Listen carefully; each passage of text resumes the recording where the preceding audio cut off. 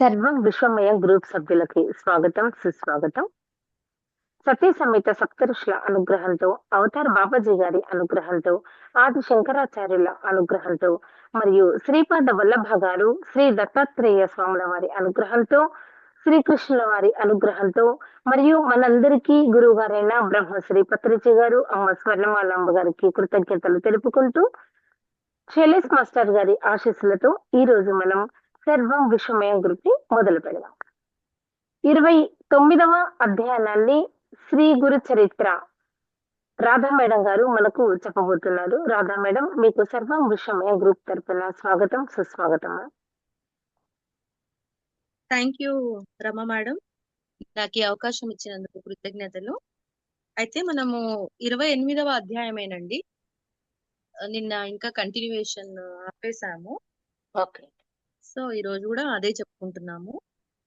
శ్రీ గురు చరిత్ర నిత్య పారాయణ గ్రంథం 28వ అధ్యాయం. ఓం శ్రీ గణేశాయ నమః. ఓం శ్రీ సరస్వతే నమః. ఓం శ్రీ గురుభ్యో నమః.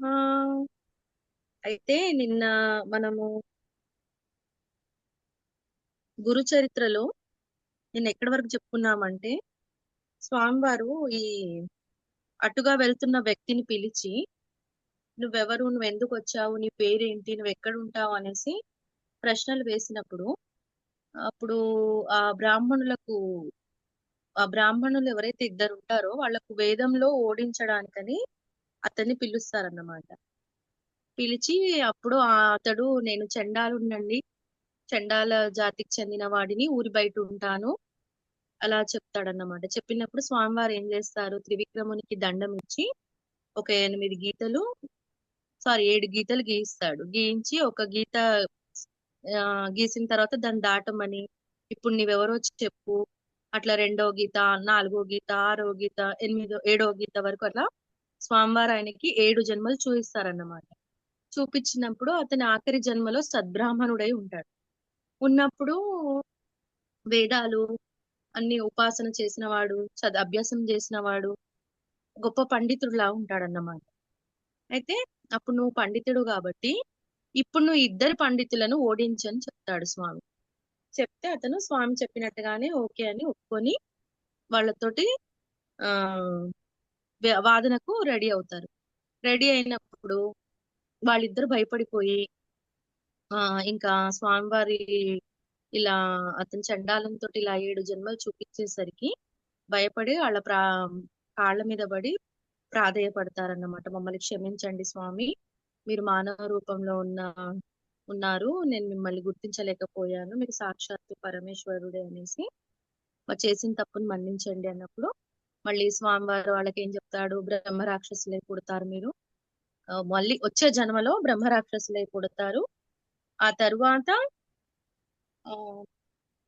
అప్పుడు గాని మీరు మీ జన్మ అలా ఉంటుందని చెప్తే మళ్ళీ వాళ్ళు పశ్చాత్తాపడి మమ్మల్ని క్షమించండి, ఇట్లా బ్రహ్మ రాక్షసులాగా మేము ఉండిపోవాలా స్వామి అని మేము తెలుసుకున్నాం, మా తప్పు మేము తెలుసుకున్నాం అంటే, ఈ బ్రాహ్మణులను దూషించినందుకు, అవమానించినందుకు, మీరు ఈ జన్మలో ఇలా చేసుకున్నందుకు మీకు ఇలా మరుజన్మ ఇలా ఉంటుందని చెప్తారు. చెప్తే దానికి పశ్చాత్తాపం చెంది మరో మార్గం చూపించండి స్వామి, మమ్మల్ని కాపాడండి అని అడిగినప్పుడు, మీరు ఎక్కడైతే ఉంటారో రాక్షసులుగా అక్కడ ఒక బ్రాహ్మణుడు వస్తాడు. అతడు మంత్రం మర్చిపోయినప్పుడు అతనికి మీరు నారాయణ అనే నామము చెప్తారు. చెప్పినప్పుడు ఆయన అదే నామాన్ని పఠిస్తూ ఉండడం వల్ల మీ బ్రహ్మ పిశాచత్వం పోయి మీరు విముక్తులవుతారు, మీరు ముక్తిని చెందుతారు అనేసి చెప్తారన్నమాట. చెప్పిన తర్వాత ఇప్పుడు ఇక్కడ ఈ చండాలుడు ఎవరైతే ఉన్నారో ఆయన స్వామివారిని అడుగుతారన్నమాట. స్వామి, మరి నేను మీతో ఒక మాట అడగచ్చా అంటే, చెప్పు ఏంటి అని అంటే, అతను అంటాడు, స్వామి మరి నేను పూర్వజన్మలో బ్రాహ్మణ్ణి కదా, మరి ఈ జన్మలో చండాలులాగా ఎందుకు పుట్టాను, ఏ కారణం వల్ల నాకు ఈ జన్మ వచ్చింది స్వామి అని అడుగుతాడు. అడిగినప్పుడు అప్పుడు స్వామివారు ఏ ఏ పాపాలు చేసుకుంటే ఎలాంటి జన్మలు వస్తాయి, మళ్ళా తర్వాత ఏ పాపాల వలన ఎలాంటి అధోగతి కలుగుతుంది, ఇలాంటివన్నీ చెప్తుంటారు. చెప్తూ చెప్తూ స్వామివారు ఏం చెప్తారు, కర్మ విపాకముని ఉపదేశిస్తారు స్వామివారు. కర్మ విపాకము అని అంటే వాళ్ళు చేసుకున్న పాపాలకి, పూర్వ జన్మలలో వాళ్ళు చేసుకున్న పాపాలకి వాళ్ళు ప్రాయశ్చిత్తం పొంది, వాళ్ళ ప్రాయశ్చిత్తం పొందినప్పుడే వాళ్ళు ఆ పాపం నుండి విముక్తులవుతారు. అట్లా విముక్తులు అవ్వాలంటే కూడా ఒక గురువు గారి ఉమ్, ఆధీనంలో ఉండాలి వాళ్ళు ఖచ్చితంగా. అప్పుడే వాళ్ళకి ఆ అక్కడి నుంచి కొంత ఉపశమనం అనేది దక్కుతుందని స్వామివారు చెప్తూ, ఇంకా ఎలాంటివి చెప్తుంటారు, ఇలాంటివి పనులు చేయడం వల్ల హీన జాతిలో ఉంటారు అని అడుగుతాడు. అడిగితే తల్లిదండ్రులను, గురువులను, కులశ్రీని, కుల దేవతలను, మళ్ళా అహింసను విడిచిన వారు, మళ్ళీ అనాచారులతో సాంగత్యం చేసుకున్నవారు, తల్లిదండ్రుల నుంచి బిడ్డలను, ఆవుల నుంచి దూడలను విడదీసిన వాళ్ళు, ఇట్లా అంటే ఏవే పనులు చేయడం వల్ల వాళ్ళకి అలాంటి నెక్స్ట్ జన్మ అలా ఉంటుంది అంటే ఆ హీన స్థితికి చేరుకుంటారు. అంటే ఈ జన్మలో వాళ్ళు చేస్తున్న తప్పులు వాళ్ళకి తెలియదన్నమాట. తెలియక వాళ్ళు ఇలా చేయడము, తెలిసి కూడా చేయడము, అలా కూడా జరుగుతాయి కొన్ని. అప్పుడు స్వామివారిని ఇతను అడుగుతాడు, ఎవరైతే చండాల జాతి వాడున్నాడో అతను అడుగుతాడు, స్వామి మరి తెలిసి చేసిన తెలియక చేసిన తప్పులు కూడా ఉంటాయి కదా, మరి దానికోసం మీరు ఏం చెప్తారు స్వామి అని అడుగుతాడు. అంటే అప్పుడు అతను ఏం చెప్తాడు, ఇదే సందేహము త్రివిక్రమ భారతికి కూడా వచ్చింది. అప్పుడు స్వామివారు ఏం చెప్పారు, ఎలాంటి పాపానికైనా ప్రాయశ్చిత్తం చేసుకోవాలి, అదే అందుకు మొదటి మెట్టు. కాబట్టి ఖచ్చితంగా కర్మ విపాకము చేసుకోవాలి, తప్పును మనము ఒప్పుకోవాలి అనేసి చెప్తారు. ఆ తర్వాత కొన్ని ఏ పాపాల వలన ఏ జన్మాలు మనకి వస్తాయో కూడా చెప్తారు. అదేంటంటే క్రోధము, శూద్ర స్త్రీల పట్ల కామాసక్తి, మళ్ళీ వేదాలను, ఆ అల్లము, ఆకులు మొదలైన రసవస్తువులను అమ్మడం వల్ల, భగవత అర్పితం కాని ఆవు పాలు, నిషిద్ధాన్నము, దుర్మార్గుల నుండి దానము స్వీకరించడము, జీవనాధారం అపహరించడము, సంధ్యాకాలంలో నిద్రించడము, ఇలాంటివి బ్రాహ్మణుడికైనా గాని మరుజన్మలు అంట చండాల జన్మను కలిగిస్తాయంట. అంటే ఇలాంటి పాపాలు చేసుకున్న వారు వాళ్ళు బ్రాహ్మణులైనా సరే నెక్స్ట్ జన్మలో వాళ్ళు చండాలులాగా, అంటే అడుగుతాడు కదా ఆయన, నాకు ఈ జన్మ ఎలా వచ్చిందని అడిగినందుకు స్వామివారు ఇన్ని ఉదాహరణలు చెప్తున్నారు. మళ్ళా తర్వాత అది దాని నుంచి ఎలా ఉపశమనం పొందాలి, మనము ఆ కర్మను ఎలా తొలగించుకోవాలనే దానికి కర్మ విపాకం కూడా చెప్పారు. మళ్ళా తర్వాత యమలోకంలో అనుభవించే శిక్షలు దాని గురించి మాట్లాడారు. 8,40,00,000 ఉంటాయంట. మళ్ళీ అందులోంచి కూడా ఒక 21 ముఖ్యమైనయంట. అంటే ఒక జీవి, ఒక మనిషి మరణించిన వెంటనే యమభటులు వచ్చి ఆ జీవిని తీసుకొని వెళ్తారు. వెళ్ళినప్పుడు అక్కడ ఏం జరుగుతుంది, అడుగు పెట్టనంత భయంకరమైన చీకటి మార్గంలోంచి తీసుకొని పోతారంట. అప్పుడు అతనికి ఆకలి దప్పులు, నడవలేకపోవడము, ఒక రకమైన భయము అవి సంభవిస్తాయి. కానీ ఆ భయాన్ని కూడా కలిగించేది ఈ యమభటులేనంట. అంటే వాళ్ళు అలాంటి మార్గంలోంచి ఈ జీవిని తీసుకెళ్తూ ఉంటారంట. మళ్ళీ అక్కడ వైతరణి నదిలో, అక్కడ చీము నెత్తురు ప్రవహించే ఒక వైతరిణి నది ఉంటుందంట యమలోకంలో.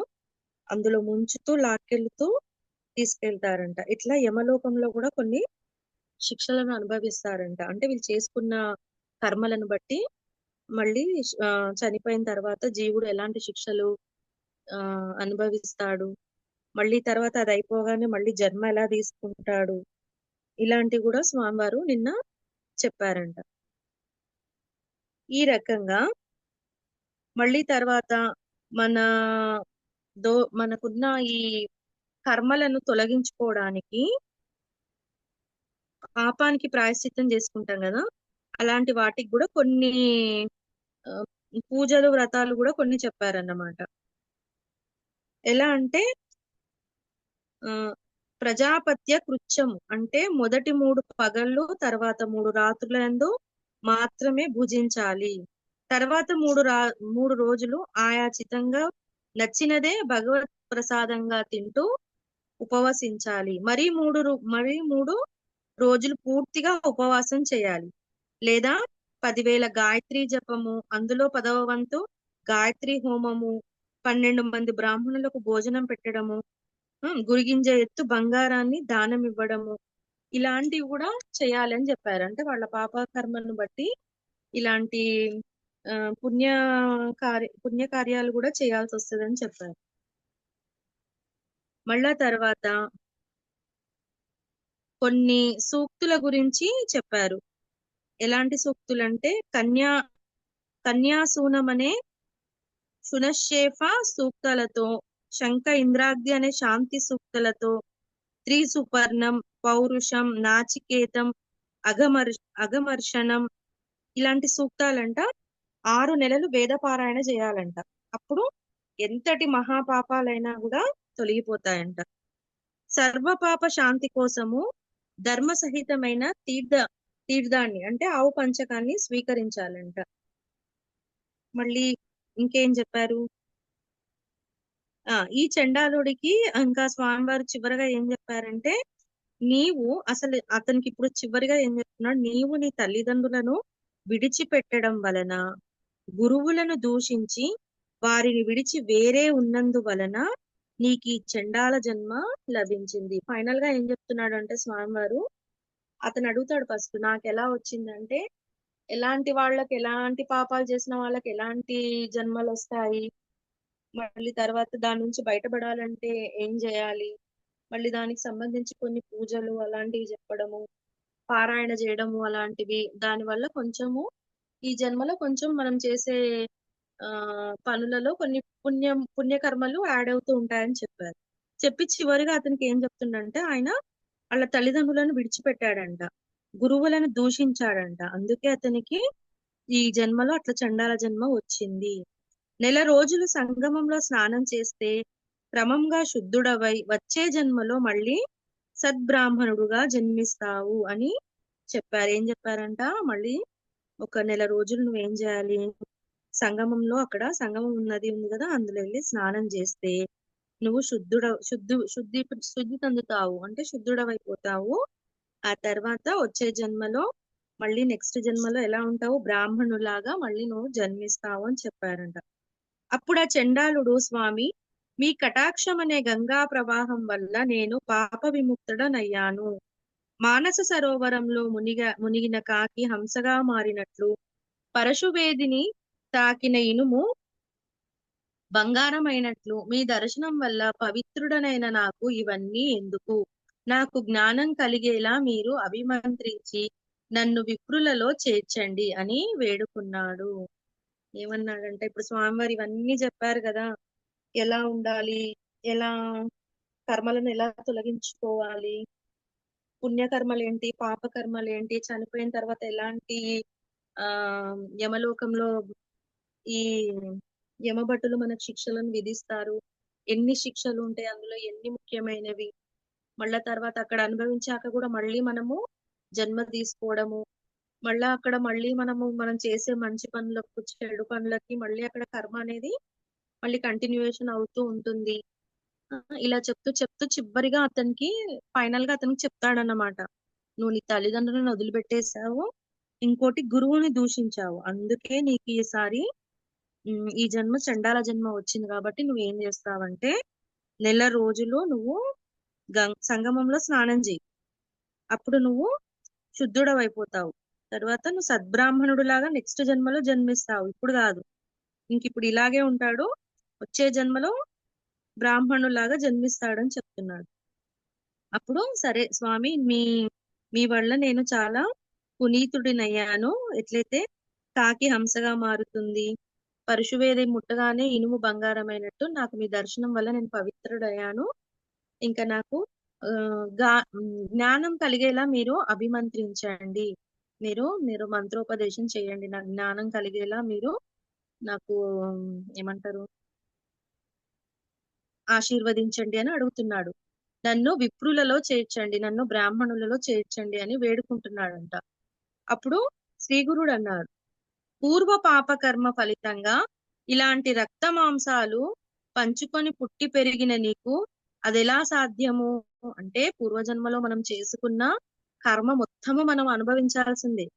కాబట్టి ఇప్పుడు సడన్ గా నువ్వు ఇలా మారడం అనేది అది ఎలా సాధ్యమవుతుంది అని అడుగుతున్నారు.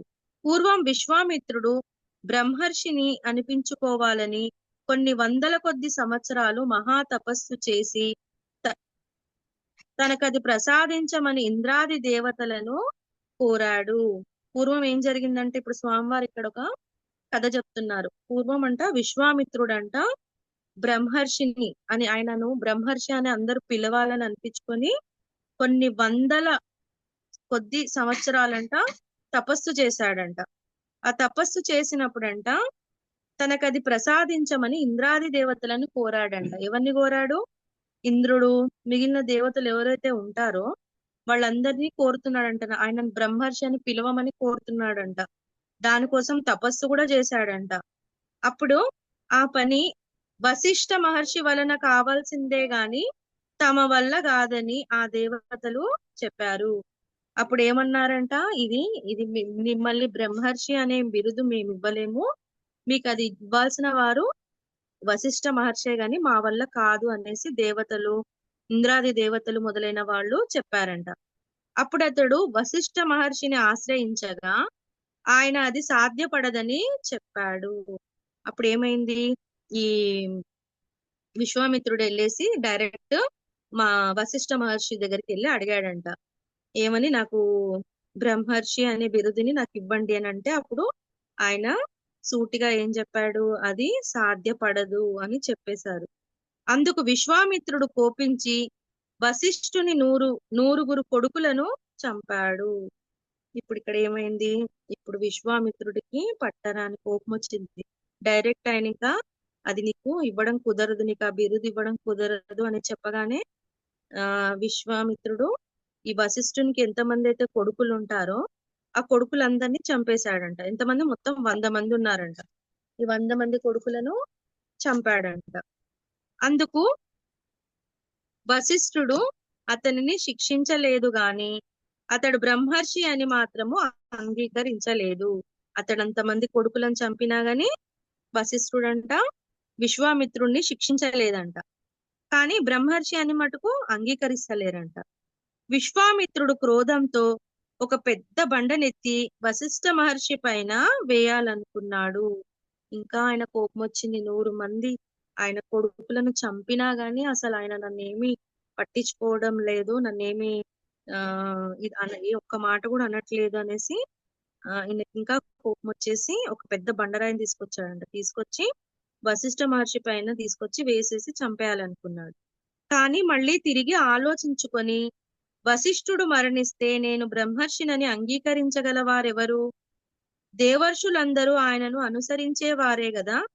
ఈయనను చంపడం వలన నాకు లేనిపోని బ్రహ్మహత్యా పాతకం కూడా చుట్టుకుంటుంది అని తలచి పశ్చాత్తాపంతో ఆయన పాదాల మీద పడ్డాడు. ఏం జరిగింది, వాళ్ళ 100 మంది కొడుకులను చంపిన తర్వాత ఇంకా కోపం ఎక్కువయ్యి ఆయన, ఎవరు, విశ్వామిత్రుడు వశిష్ఠ మహర్షి పైన బండరాయేసి చంపాలనుకున్నాడు. కానీ మళ్ళీ ఏమనుకున్నాడు, ఈయన చనిపోయాడు అనుకో, మరి నన్ను బ్రహ్మర్షి అనే బిరుదు నాకు ఇచ్చేవాళ్ళు ఇంకెవరూ లేరు కదా, మరి అలాంటప్పుడు నాకు ఇంకా బ్రహ్మహత్య పాతకం కూడా చుట్టుకుంటుంది కాబట్టి ఇది నేను చేస్తుంది తప్పు అనేసి ఆయన దగ్గరికి వెళ్ళి ఆయన పాదాల మీద పడ్డాడంట. ఆయన పాదాల మీద పడ్డాడు. అప్పుడు ఆ బ్రహ్మర్షి, నాయన, ముందు నీవు సూర్యకిరణాలలో నీ శరీరాన్ని తపింపజేసుకొని కొత్త శరీరము చూపు అన్నాడు. అంటే ముందు ఆయన ఏం చెప్పాడు, ఈయన వెళ్ళి ఆయన కాళ్ళ మీద పడి ఆయన చేసిన తప్పుకి బాధపడుతున్నప్పుడు అప్పుడు బ్రహ్మర్షి, నువ్వు ఫస్ట్ సూర్యకిరణాల దగ్గరికి వెళ్ళి నీ శరీరాన్ని మొత్తం తపింపజేసుకో, తర్వాత కొత్త శరీరము చూపు అన్నాడు. అంటే కొత్త శరీరంతో నా దగ్గరికి రా అని చెప్తున్నాడు. విశ్వామిత్రుడు అంగీకరించి సూర్యకిరణాల వలన తన దేహం మాడిపోయి కొత్త దేహం వచ్చే వరకు తపస్సు చేసి తిరిగి వచ్చాడు. ఈయన ఏం చేసిండో సరే అని ఆ ఎలా అయితే వశిష్ఠ మహర్షి చెప్పాడో అలాగే స్వామి విశ్వామిత్రుడు అంగీకరించి ఆ సూర్యకిరణాల దగ్గరికి వెళ్ళి తన దేహం మొత్తం మాడిపోయి మళ్ళా తనకు కొత్త దేహం వచ్చేంత వరకు తపస్సు చేశాడంట. చేసుకొని మళ్ళీ తిరిగి వచ్చాడు. అప్పుడు అతడు బ్రహ్మర్షి అయ్యాడని వశిష్ఠుడు అంగీకరించాడు. అప్పుడు అంగీకరించాడంట. ఇతను బ్రహ్మర్షి అయినట్టుగా వశిష్ఠుడు అంగీకరించాడు. అలాంటిదేమీ చేయకుండానే నీకు అదెలా సాధ్యము అంటే ఇలా తపస్సు చేసుకొని వచ్చాడు కదా, ఇలాంటి తపస్సు ఇలాంటివి ఏమీ చేయకుండా నీకు ఎలా సాధ్యమవుతుంది అనేసి అంటున్నాడు. పూర్వము నీవు చేసిన పాపానికి పశ్చాత్తాపం చెంది నేను చెప్పినట్లు చేస్తే ముందు జన్మలో నీవు సద్బ్రాహ్మణుడవవుతావు వెళ్ళు అన్నారు. నేను ముందు నువ్వు చేసుకున్న పాపానికి పశ్చాత్తాపం చెంది అప్పుడు నువ్వు నేను చెప్పినట్టు చేస్తేనే నువ్వు నెక్స్ట్ జన్మలో బ్రాహ్మణుడు అవుతావు అని చెప్తున్నారు. ఎవరికి ఇది ఈ విషయం ఎవరు చెప్తున్నారు? ఇక్కడ చండాలుడు అడిగాడు కదా, నాకు ఇప్పుడు చండాల జన్మ ఎందుకు వచ్చింది, నేను అంతకు ముందు జన్మలో బ్రాహ్మణుని కదా అని అడిగినందుకు ఉదాహరణ ఏం చెప్పాడు ఇక్కడ? విశ్వామిత్రుడి కథ చెప్తూ స్వామివారు అతనికి ఎలా అతను బ్రహ్మర్షి బిరుదు రావాలంటే ఆయన ఏం చేసిండు, చేసినందుకు మళ్ళీ వశిష్ఠ మహర్షి ఏం చెప్పాడు అలా చెప్తూ నువ్వు కూడా నువ్వు చేసిన పాపానికి పశ్చాత్తాపం చెందు, అప్పుడే నీకు నెక్స్ట్ జన్మలో బ్రాహ్మణుడు అవుతావు, ఇంకా వెళ్ళు అని అన్నారంట. కానీ పేదవానికి పెన్నిది దొరికినా, మృత్యుముఖంలో ఉన్నవాడికి అమృతం దొరికినా, ఆకలిగొన్న పశువుకు గడ్డి దొరికినా వాటిని విడవలేనట్లు పూర్వజన్మ స్మృతి పొందిన ఆ చండాలుడు స్వామి మాటలు అంగీకరించక మాలపల్లెకు వెళ్లకుండా అక్కడే కూర్చున్నాడు. ఏం జరిగిందంట, ఇప్పుడు స్వామివారి ఇదంతా చెప్పేసరికి ఈ చండాలుడికి అసలు తేరుకోలేకపోయాడంట అతడు. ఎలా అంటే అతనికి ఒక స్వామివారి ఇంత విలువైన సమాచారాన్ని అందించినప్పుడు అతను ఆ స్వామివారి మాటలు అన్ని విని అక్కడి నుంచి వెళ్ళు అని చెప్తే అక్కడి నుంచి వెళ్ళకుండా అక్కడే కూర్చుండిపోయాడంట స్వామి దగ్గరని. అతనికి ఎలా ఉందంట, మృత్యుముఖంలో ఉన్నవాడికి అమృతం దొరికినట్టు, ఆకలిగొన్న పశువుకి గడ్డి దొరికినట్టు. అంటే అలా అతడు స్వామివారి మాటలకు అంత అదేమంటారు అంగీకరిస్తూ స్వామివారి మాటలను అంగీకరిస్తూ అక్కడే కూర్చున్నాడంట. కొంతసేపటికి ఏమైంది, అతని భార్య బిడ్డలు వచ్చి అతనిని ఇంటికి రమ్మని పిలిచారు. అతడు నేను ఇప్పుడు సద్బ్రాహ్మణుడను, నన్ను తాకవద్దు, దూరంగా పొండి అన్నాడు. ఆమె ఆశ్చర్యపోయి ఏమయ్యా నీకేమైనా పిచ్చి పట్టిందా అనగానే అతడు ఆమెను కొట్టబోయాడు. ఏమైంది, ఇదంతా స్వామివారి ఇంకా అయిపోయింది, నువ్వు ఇంటికెళ్ళు, నువ్వు ఈ జన్మలో ఇంకా నువ్వు పశ్చాత్తాపం పొందిన తర్వాత నీకు నెక్స్ట్ జన్మలో నువ్వు బ్రాహ్మణుడు అవుతావు కదా, ఇంకా వెళ్ళు అనేసి ఉన్నదంతా విషయం చెప్పేసిన తర్వాత ఈయన పోకుండా అక్కడే కూర్చుండడం వల్ల ఈయన భార్య పిల్లలు అక్కడికి వస్తారంట. వచ్చి ఇంక ఈయనను చూసి పద నడు ఇంటికి వెళ్దాం రండి అని పిలిస్తే అప్పుడు ఆయన ఏమంటాడంట, నేను బ్రాహ్మణుడను, నేను ఇప్పుడు సద్బ్రాహ్మణుడను, మీరు నన్ను ముట్టుకోవద్దు, దూరంగా పొండి. అంటే ఇప్పుడు వాళ్ళు ఇంకా అక్కడ చండాల జాతిలోనే ఉన్నారు కదా, వాళ్ళు అక్కడే ఉన్నారు, ఈయన మటుకు బ్రాహ్మణుడు అయిపోయినట్టుగా భావించి మీరు నన్ను తాకవద్దు, దూరంగా పొండి అంటున్నాడు. అప్పుడు ఆమె ఆశ్చర్యపోయింది, ఏంటి ఇలా మారిపోయాడు, ఇలాంటి మాటలు మాట్లాడుతున్నాడు, ఈయనకి ఏమైనా పిచ్చి పట్టిందా అనేసి అనుకుంటుందంట. అప్పుడు అతనేం చేశాడు, ఆమెను కొట్టబోయాడంట. ఆమె భయపడి ఏడుస్తూ శ్రీ గురుని నమస్కరించి, బాబు ఇతడు నాపై ఎప్పుడు ఎంతో ప్రీతిగా ఉండేవాడు, ఇతడికి మతి చెలించింది, నన్ను ఇప్పుడు ఎక్కడకు వెళ్ళమంటారో చెప్పమనండి, నేనింకా ఈ బిడ్డలను ఎలా పోషించాలి, స్వామి మీరే ఈయనకు బుద్ధి మార్చాలి, లేకుంటే నేను ఇక్కడే ఉరి వేసుకుంటాను అని గోల పెట్టింది. ఇక్కడ ఏం జరిగిందంటే, ఈ చండాలుడు పూర్వజన్మలో బ్రాహ్మణుడివి, నువ్వు ప్రాయశ్చిత్తం చేసుకుంటే మళ్ళీ నెక్స్ట్ జన్మలో బ్రాహ్మణులాగా పుడతావు అని చెప్పేసరికి ఇంకా ఆ మాటలు పట్టుకొని గట్టిగా అక్కడే కూర్చున్నాడంట స్వామివారి దగ్గర కూర్చొని.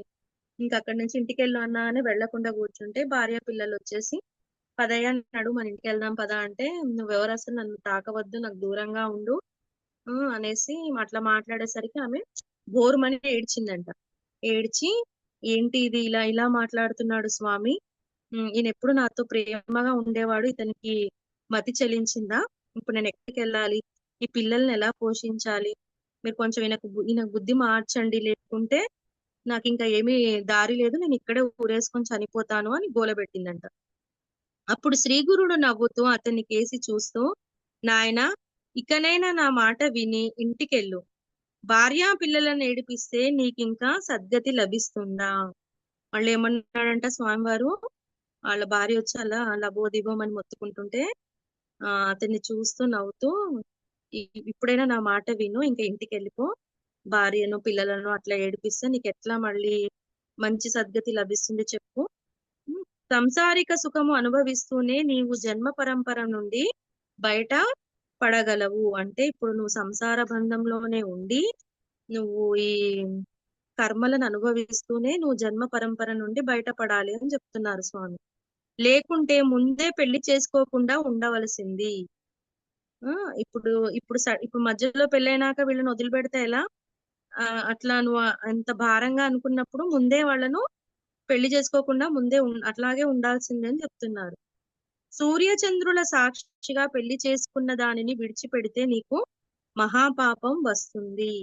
ఇంకా ఏం చెప్పారంట, సూర్యుడు చంద్రుడు సాక్షిగా తాళి కట్టావు కదా, అలాంటి అలాంటి భార్యను అందరి సమక్షంలో, అందరి దేవతల సమక్షంలో పెళ్లి చేసుకున్న ఆమెను అలా మధ్యలో విడిచిపెడితే నీకు పాపం కలుగుతుంది అని చెప్తున్నారంట. అతడు చేతులు కట్టుకొని, స్వామి, నేను సద్బ్రాహ్మణుడన్న జ్ఞానము కలిగాక అలా చేయడం నాకెలా సాధ్యము అన్నాడు.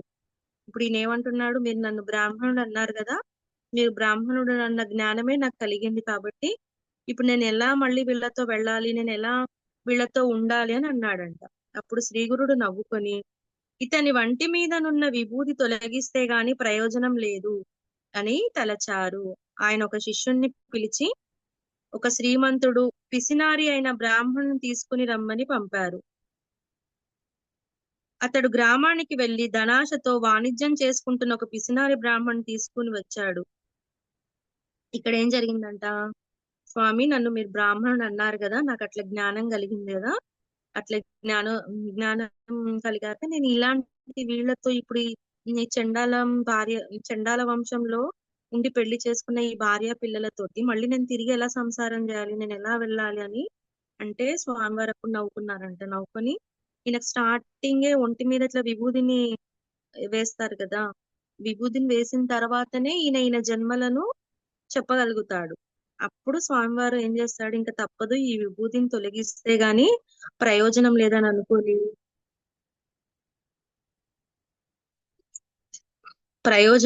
అనుకోని ఒక శిష్యుని పిలిచారంట. పిలిచి ఒక శ్రీమంతుడు ఒక పిసినారైన బ్రాహ్మణుని తీసుకొని రమ్మని పంపారంట. అప్పుడు అతడు గ్రామంలోకి వెళ్ళి ఒక వాణిజ్యం చేసుకుంటున్న ఒక పిసినారి బ్రాహ్మణుని తీసుకొస్తాడంట. అప్పుడు అతనికి చెప్తాడంట, స్వామి, నాయన, నీవు ఇతనికి స్నానం చేయించు, అప్పుడు ఇతనికి తిరిగి తన కుటుంబ మమకారము మేలుకుంటుంది అని ఆదేశించారంట.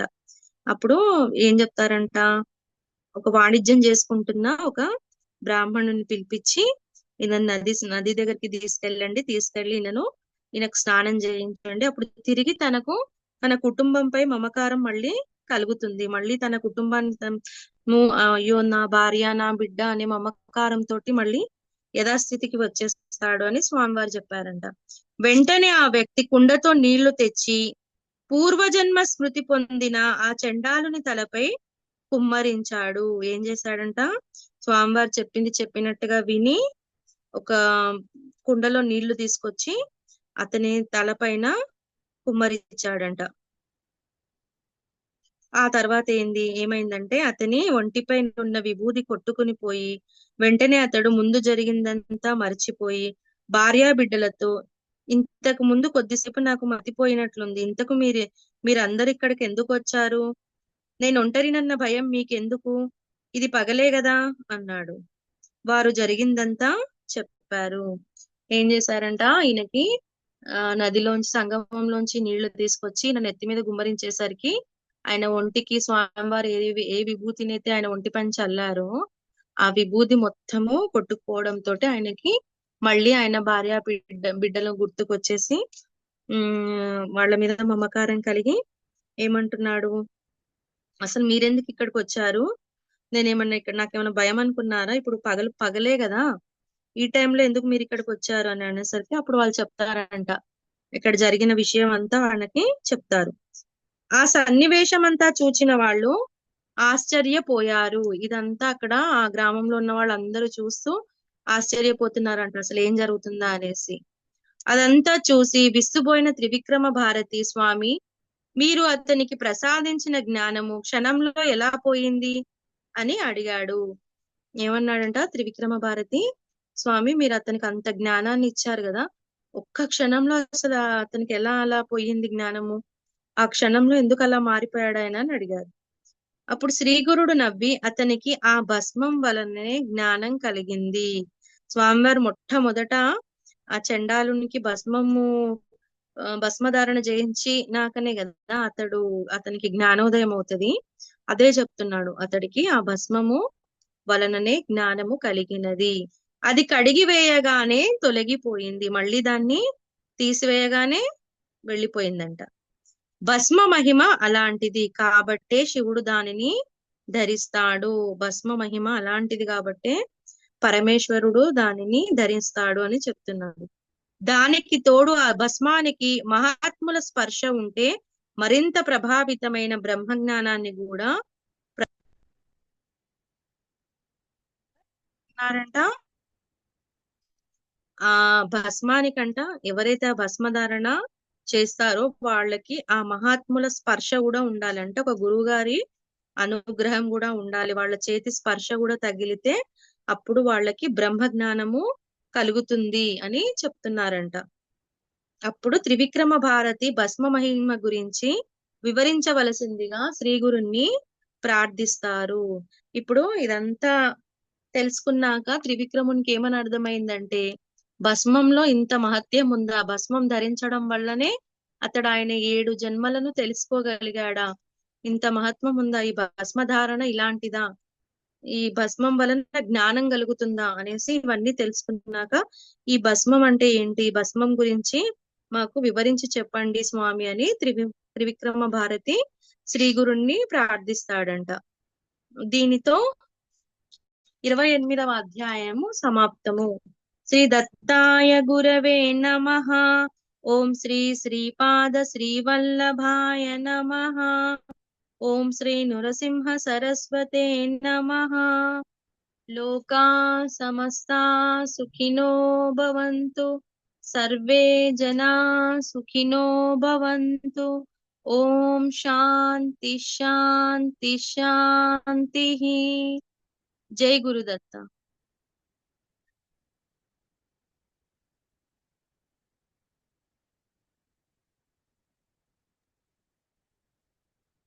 బాగుంది మ్యామ్, చాలా బాగుంది మ్యామ్. అవునండి. కర్మానుసారం ఎలా అనుభవించాలి, తప్పదు కర్మ అనేది. ఆ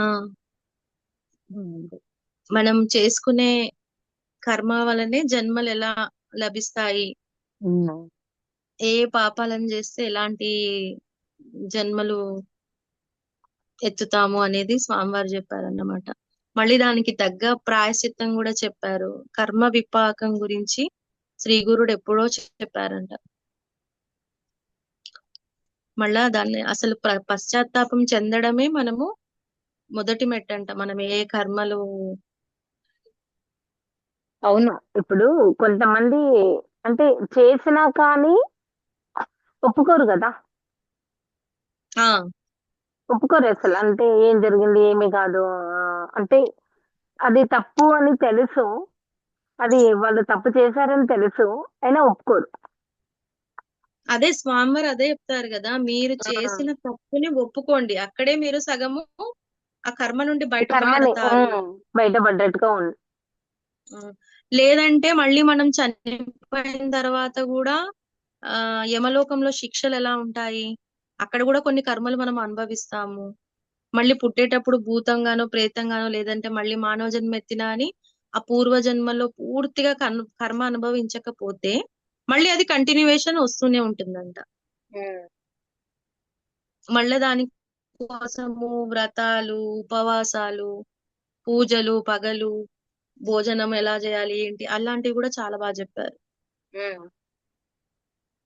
పగలు ఎన్ని ముద్దలు తినాలి, రాత్రి ఎన్ని ముద్దల భోజనం చేయాలి? అవును, అది కూడా చెప్పారు. ఉమ్, పగలు 12, రాత్రి 15 ముద్దలు తినాలంట. 15 ముద్దలు తినాలి. అట్లా తింటేనే ఆరోగ్యానికి మంచిదని. స్వల్ప భోజనం ఉమ్, లేకపోతే పాలు అలాంటివి తీసుకోవాలి.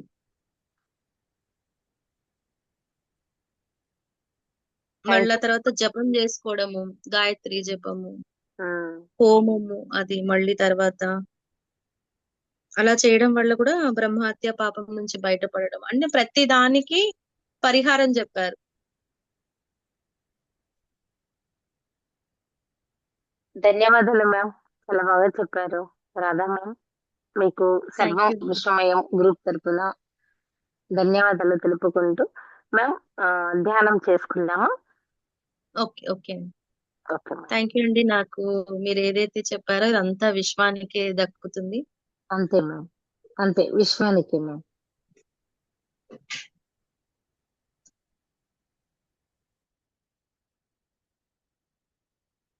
ఉమ్. కళ్ళు మూసుకోండి, శ్వాస మీద ధ్యాస.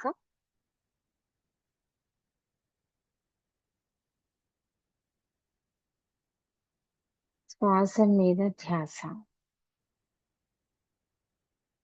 శ్వాసను గమనిస్తూ ఉండండి. నెమ్మదిగా పత్రిజీ గారి ఫ్లూట్ మ్యూజిక్ తో మనం ధ్యానాన్ని మొదలు పెడతాం.